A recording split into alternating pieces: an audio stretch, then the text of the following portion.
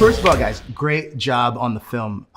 It blew my mind, and Anne, your character is amazing. She's this femme fatale, protective mother, and survivor all at the same time. So what really drew you to Karen?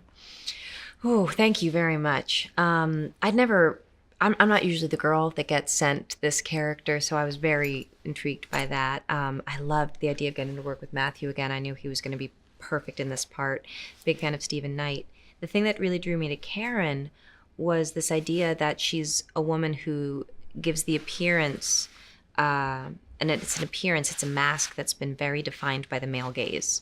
And, there's a lot of conversation nowadays, not necessarily when we're making this, but now, about what that is and how harmful that can be. Right. And by the end of the film, the mask has dropped and you see this person, this soul who's been contorted by this abuse, by rage, by pain, by what she's been forced to endure.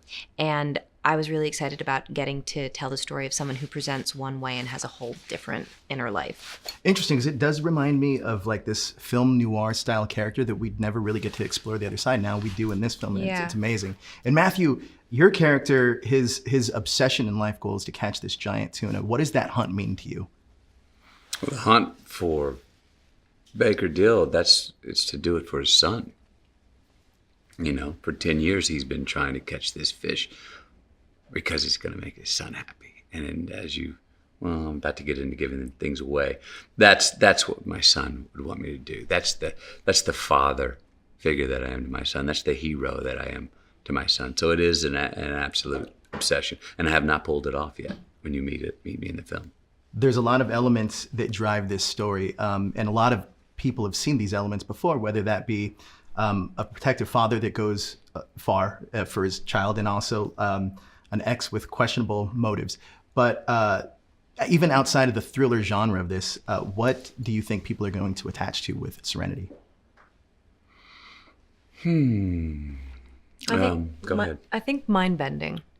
I think that someone says, "Oh, it's a sexy noir," and I said, "Well, it's a sexy surreal noir." Yes. It's a modern noir, which means that things that exist in the modern world make it into this movie, and that's all I'm going to say about that. I actually love that, by the way. It is definitely a modern noir with surrealism attached to it. Talk to me about Stephen Knight, because he wrote and directed this film. What was the collaboration process like with him? Oh, gorgeous. Yeah.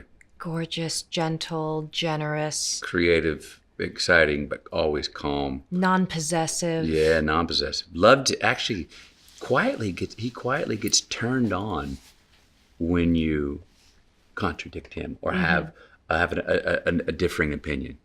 Interesting. He quietly gets kind of turned on and is not intimidated, because he's very secure with his own convictions. He's not intimidated by an alternative conviction at all. It actually gets him kind of going, which is confidence and competence on his part.